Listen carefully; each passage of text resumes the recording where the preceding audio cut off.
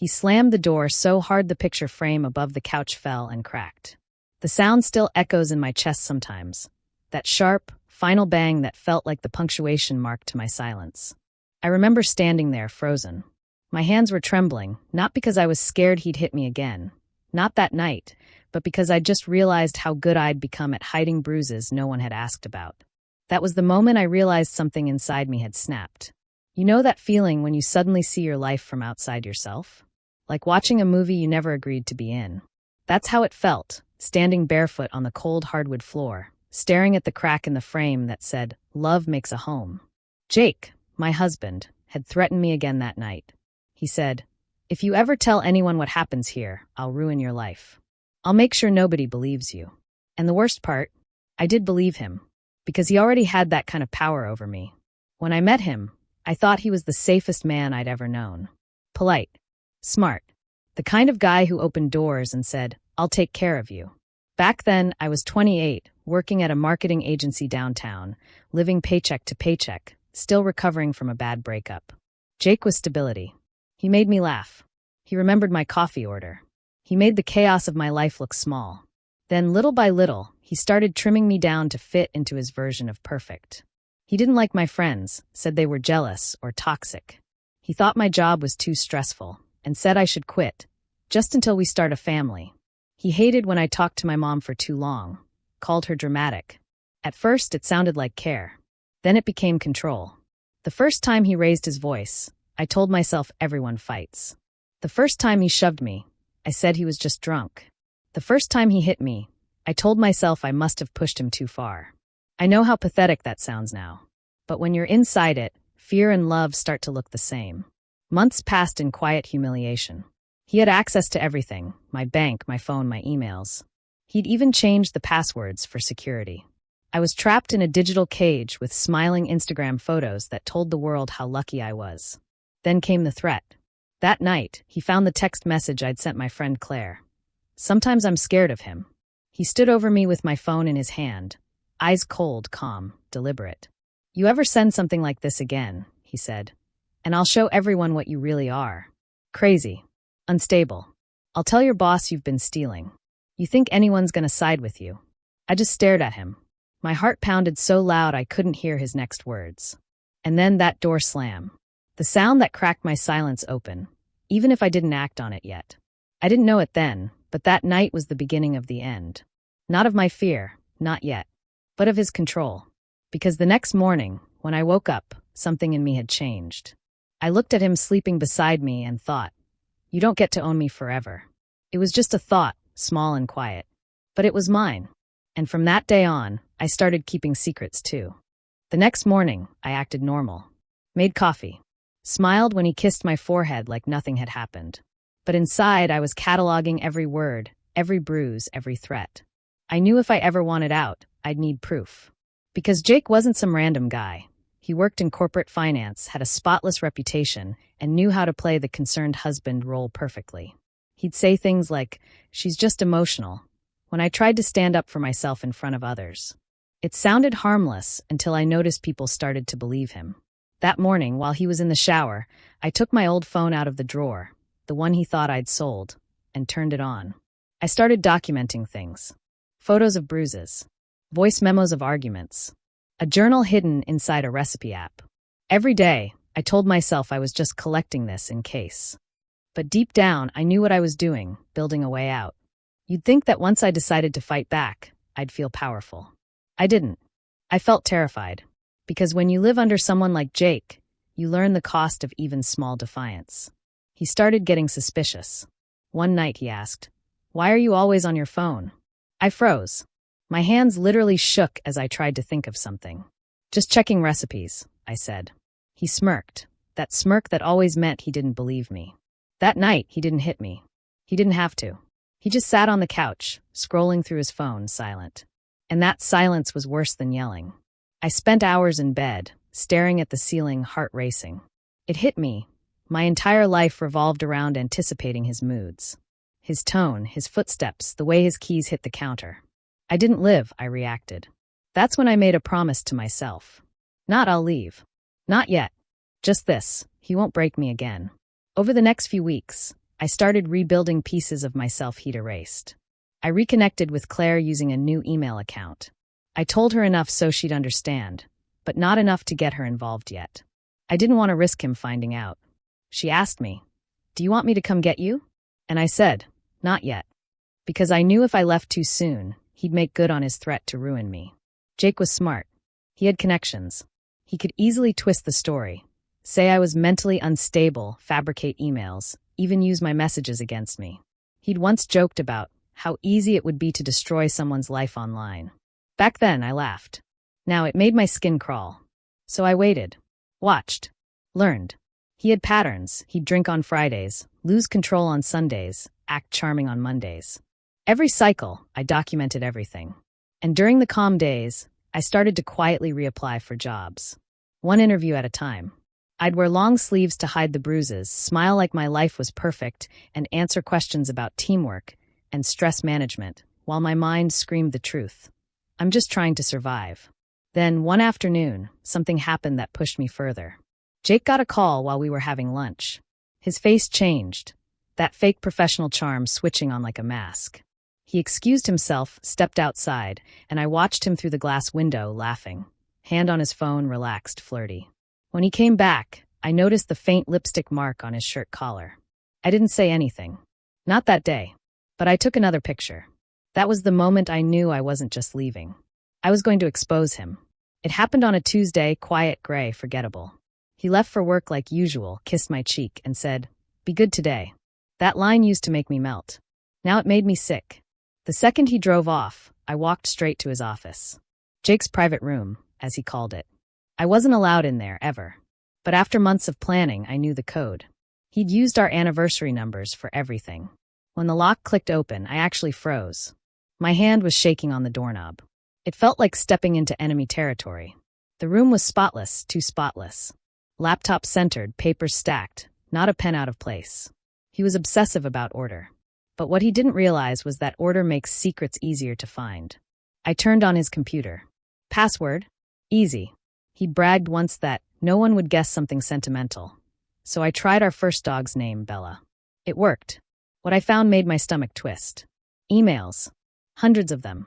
Some to women from his gym, some to coworkers, one even to a married neighbor. All written in the same charming tone he'd used on me when we first met. And then came the folder. Labeled simply, insurance. Inside were screenshots. My text messages. Recordings of our fights. Even photos of me crying, taken from our home cameras. He'd been collecting evidence to make me look unstable.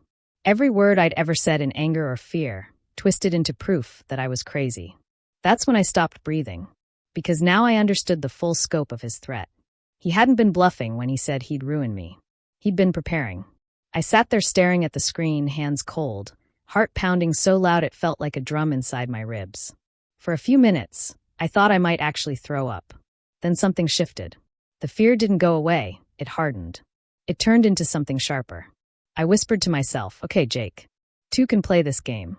So I copied everything, all his messages, photos, videos, bank records, onto a USB drive.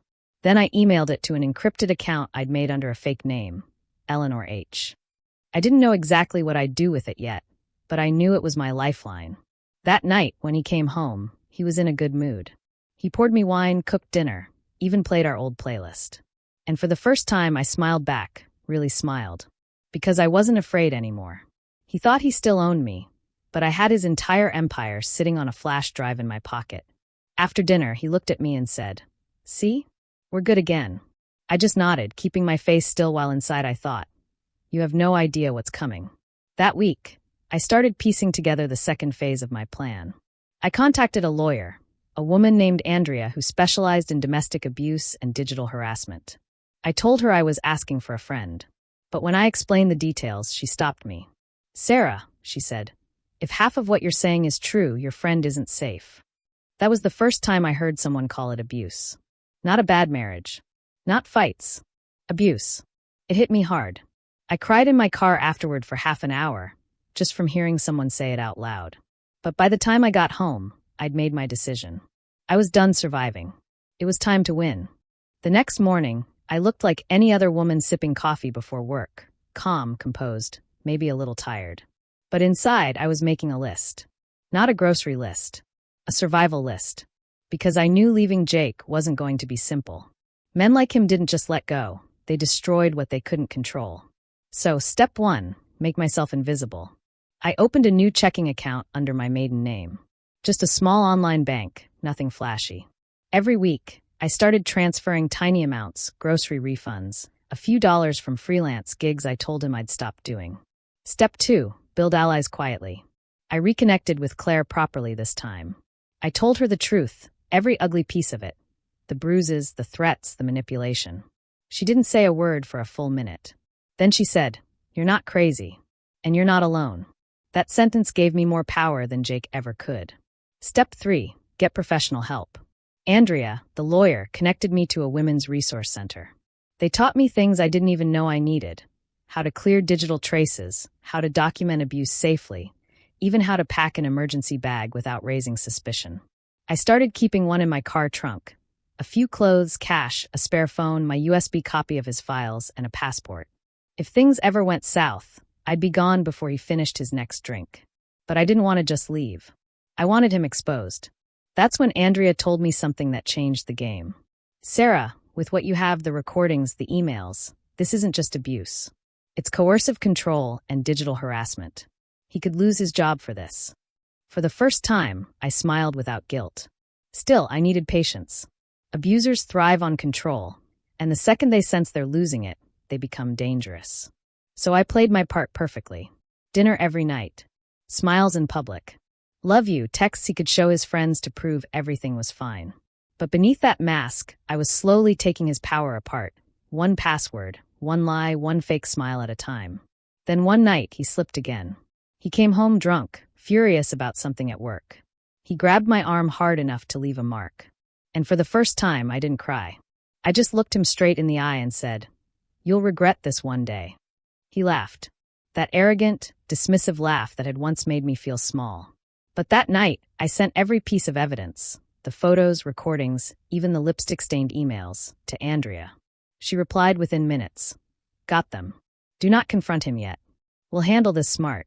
Over the next week, we built the case. Andrea drafted a protection order request. Claire helped me find a safe apartment. Every detail was timed. Even the day I'd move out, scheduled while Jake was on a 2-day business trip. The morning he left for that trip, he kissed me goodbye. He said, "Don't do anything stupid while I'm gone." I smiled and said, "Never." The moment his car disappeared around the corner, I started moving. By nightfall, I was gone. Every trace of me, wiped from that house. And by morning, Andrea had filed the court order and delivered the evidence package to his company's HR department. Jake came home to an empty house, a court summons, and a career-ending investigation waiting in his inbox. And for the first time in years, I turned off my phone and slept without fear. The first message came 2 days later. Unknown number. No name. Just a text. "You think you can destroy me, Sarah? You'll regret this." I didn't reply. I just took a screenshot and sent it to Andrea. She said, "Good. Let him talk. Every word he sends is another nail in his own coffin." But the truth? Even though I was safe physically, I wasn't free. Not yet. For weeks, I jumped at every sound. A knock on the door, a car outside, footsteps in the hallway. I'd wake up at 3 a.m. thinking I heard his key in the lock. That's what abuse does. It teaches your body to expect danger, even when it's gone. Meanwhile, Jake's perfect image started crumbling. His company launched an internal investigation after receiving Andrea's file. The HR rep, a woman named Monica, called me to verify the evidence. Her voice was calm, steady. She'd clearly seen this before. She said, "We'll handle this professionally, Ms. Anderson. I promise you, this will not be buried." Within a week, Jake was suspended. His work email got shut down. His colleagues, the same ones he used to brag to about his beautiful wife, unfollowed him on LinkedIn like rats leaving a sinking ship. When I found out, I didn't feel joy. I felt hollow. It wasn't the victory I'd imagined.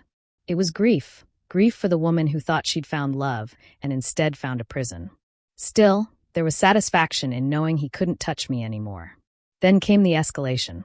He started calling from burner numbers, leaving voicemails, calm, manipulative, rehearsed. "Sarah, you're overreacting. Let's talk like adults. You're ruining your life, not mine." Each time, I saved the recordings and forwarded them to Andrea. She filed for a restraining order extension. Jake showed up to court looking smug, wearing that same navy suit he'd worn on our wedding day. When the judge asked if he had anything to say, he smirked and said, "Your Honor, this is a misunderstanding between husband and wife. She's emotional. I was just trying to help her get better." I didn't look at him. I kept my eyes on the judge. And when my lawyer played the audio clips, his threats, his laughter, the sound of glass breaking, the room went silent. Jake's expression changed slowly. First disbelief, then rage, then, finally, something that looked a lot like fear. The judge granted the order immediately. No contact, no proximity, no loopholes. When I walked out of that courtroom, I didn't feel like a victim anymore. I felt dangerous. But Jake wasn't done. He still had one card left to play: revenge through reputation. A week later, fake social media accounts started posting things about me, accusing me of cheating, stealing, being mentally unstable. Photoshopped screenshots, fabricated texts, all designed to make me look exactly like the person he'd claimed I was. For a minute, I panicked. Then I remembered I had the truth. And more importantly, I had proof. Andrea coordinated with cybercrime investigators. Within days, they traced the accounts back to Jake's IP address. He was charged with online harassment and violation of a court order. The police showed up at his apartment early one morning. I wasn't there, but Claire was, watching from her car across the street.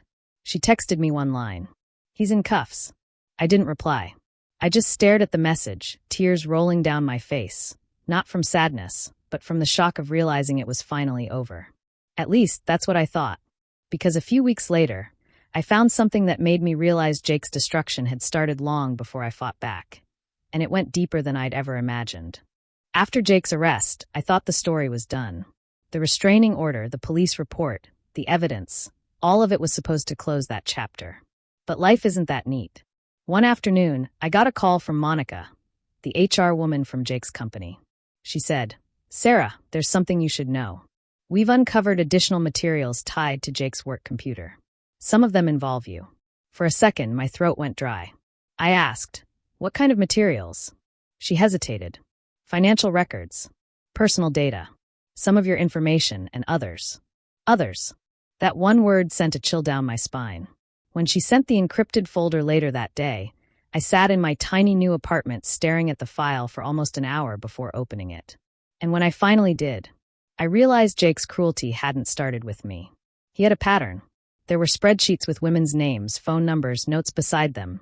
Angry, trusts easily, money issues. Like some kind of twisted project plan. He'd been manipulating, dating, and blackmailing women long before I came along, using their private messages, photos, and even recordings to control them. Some of them worked with him. One was a former intern. Another was married. I scrolled through the list until I saw my own name.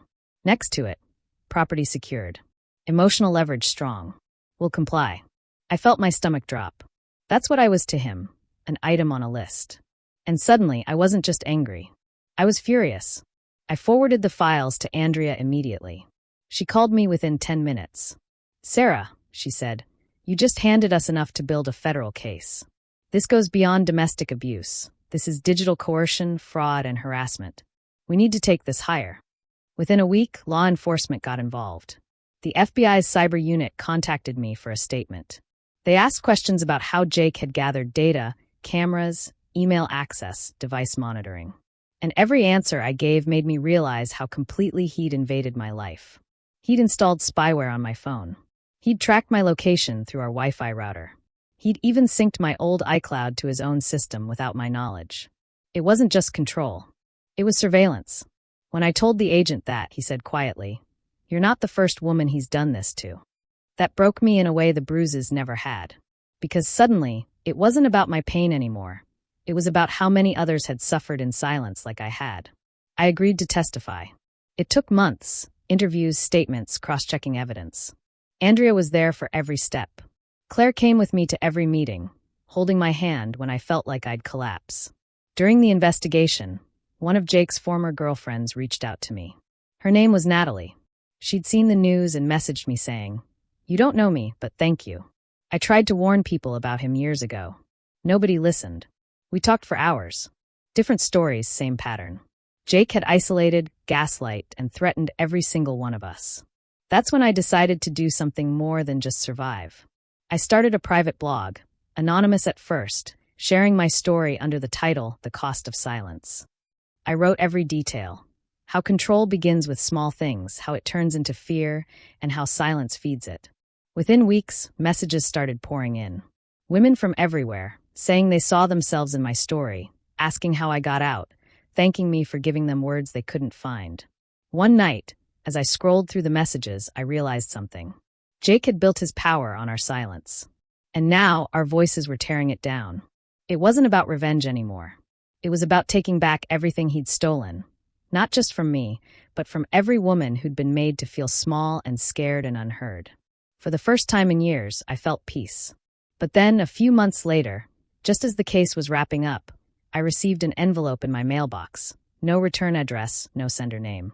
Inside was a single photo. It was me, taken from outside my apartment window. The caption read, "Did you really think it was over?" I dropped the photo the second I saw it. My hands were shaking so hard I could barely breathe. I looked out the window, nothing. Just the dim streetlight and the empty parking lot below. But the fear that flooded me wasn't the same kind I used to feel with Jake. This was colder. Smarter. It wasn't him yelling. It was silence, watching, waiting. I called Andrea immediately. She told me to stay calm, lock the doors, and forward a picture of the envelope. Then she said, "We'll get the police to pull the prints." "But Sarah, listen, it could be someone trying to scare you into backing off." But deep down, I knew. It was him. Jake had always loved control, and even behind bars, he was trying to prove he still had it. The next few days were a blur of anxiety. I changed my locks, added cameras, even bought a cheap motion sensor from Home Depot. I started sleeping on the couch because the window in my bedroom faced the street. Then one night, around 2 a.m., the motion alert on my phone went off. I froze.